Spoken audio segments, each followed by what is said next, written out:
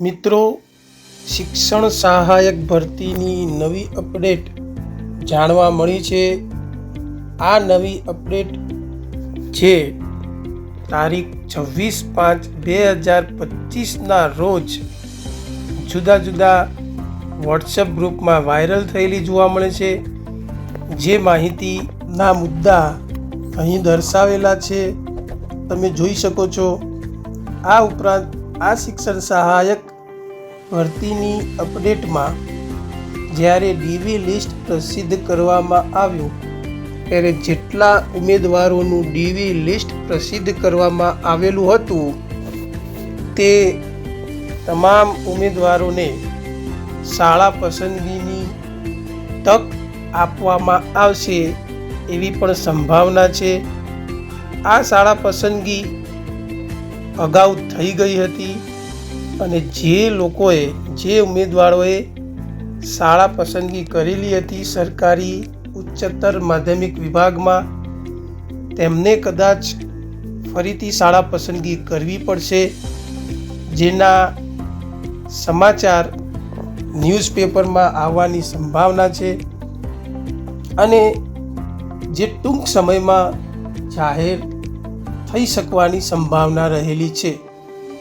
આ ઉપરાંત ધોરણ 9થી 12માં 3 ગણા ઉમેદવારોને શાળા પસંદગી માટેની તક આપવામાં આવશે એવી પણ સંભાવના રહેલી છે.